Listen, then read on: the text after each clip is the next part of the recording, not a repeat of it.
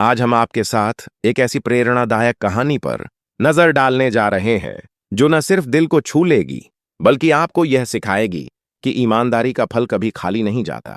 यह कहानी है हरिद्वार की, जहां एक लड़की अपनी मन्नत पूरी करने कावड़ लेने जाती है और वहां उसकी मुलाकात एक ऐसे लड़के से होती है जो उसकी पूरी जिंदगी बदल देता है। दोस्तों, आज हम बात करेंगे अनन्या गोयल और मंजीत की प्रेरक कहानी के बारे में। दोस्तों, इस घटना की शुरुआत होती है दिल्ली से। यहां रहने वाला एक संपन्न परिवार था। परिवार के मुखिया संदीप गोयल एक सरकारी डॉक्टर थे। उनकी पत्नी भी डॉक्टर थी। इस परिवार की इकलौती बेटी थी अनन्या गोयल। वह इनकम टैक्स विभाग की तैयारी कर रही थी। पढ़ाई के दौरान उसने भगवान भोलेनाथ से एक मन्नत मांगी थी कि जिस दिन उसका सिलेक्शन हो जाएगा, आने वाले सावन में वह हरिद्वार से कावड़ उठाकर भगवान के मंदिर तक पैदल यात्रा करेगी। दोस्तों, समय बीतता जाता है और अनन्या की मेहनत रंग लाती है।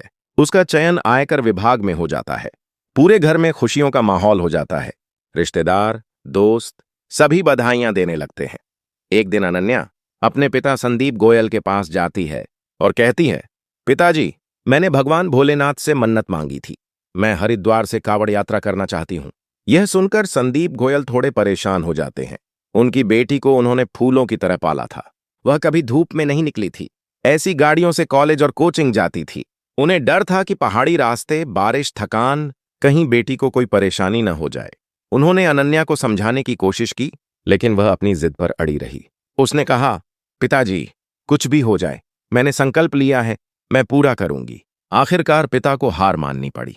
उन्होंने अपने ड्राइवर को गाड़ी के साथ अनन्या के पीछे भेजा। पैसे भी दिए कि अगर कोई दिक्कत आए तो खर्च किए जाएं। इसके बाद अनन्या हरिद्वार पहुंचती है। वहां हर की पौड़ी से गंगा जल भरती है, कावड़ उठाती है और भगवान भोलेनाथ के मंदिर की ओर पैदल चलने लगती है। दोस्तों, रास्ते में अचानक मौसम बिगड़ जाता है। आसमान में काले बादल छा जाते हैं। मूसलाधार बारिश शुरू हो जाती है। फिर भी अनन्या अपनी यात्रा जारी रखती है। वह सोचती है, बारिश हो, तूफान आए, मैं अपनी कावड़ कहीं नहीं रखूंगी। कावड़ियों का काफिला चल रहा होता है। वह भी उनके साथ चलती जा रही है। अचानक सामने से एक गाड़ी आती है। सड़क के किनारे हटने की कोशिश में उसका पैर फिसल जाता है और वह लड़खड़ा जाती है। तभी सड़क किनारे एक शिविर लगा होता है। वहां से एक लड़का दौड़कर आता है और अनन्या को संभाल लेता है। उसकी कावड़ भी नहीं गिरने देता। वह कहता है, भोली, आप ठीक तो हैं? अनन्या कहती है, आप नहीं होते तो मैं गिर जाती और मेरी कावड़ खंडित हो जाती। लड़का उसे अपने शिविर में ले जाता है। उसके पैर में स्प्रे करता है, गर्म पानी से साफ करता है।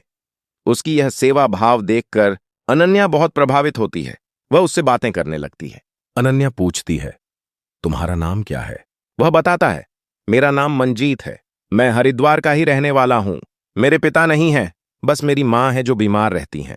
खेती बाड़ी भी नहीं है, एक छोटी दुकान थी, लेकिन माँ के इलाज में वह भी खत्म हो गई। अब मेरे पास ना पैसे हैं ना कोई काम। मैं माँ की देखभाल करता हूँ। सावन के महीने में यहाँ शिविर लगाकर कावड़ियों की सेवा करता हूँ। थके हुए आते हैं, मैं उनके पैर धुलता हूँ, स्प्रे करता हूँ, गर्म पानी देता हूँ। बस इतना ही है। मुझे विश्वास है कि भोलेनाथ मेरी माँ को स्वस्थ करेंगे। ये सुनकर अनन्या की आंखें नम हो जाती हैं। वह सोचती है, इस लड़के के पास कुछ नहीं है, फिर भी वह निस्वार्थ भाव से लोगों की सेवा कर रहा है। यही सच्ची सेवा है। उसी दिन उसने एक दृढ़ प्रतिज्ञा ली कि वह आयकर विभाग में ईमानदारी और सेवा भाव से काम करेगी।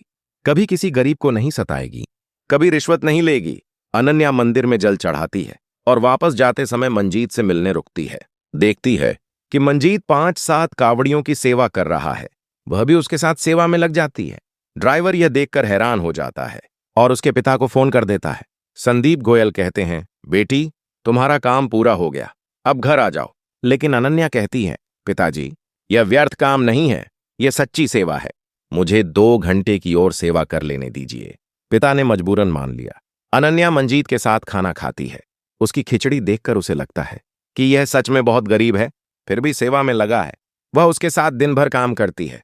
शाम को दोनों विदा होते हैं। अनन्या उसका नंबर लेती है और वापस दिल्ली लौट जाती है। दोस्तों, अगले दिन अनन्या को पता चलता है कि मंजीत की मां बहुत बीमार है। वह बिना किसी को बताए गाड़ी बुक करके उसे और उसकी मां को दिल्ली बुला लेती है। अपने पिता से कहती है, इनका पूरा इलाज कराइए, इनसे 1 पैसा नहीं लेना है।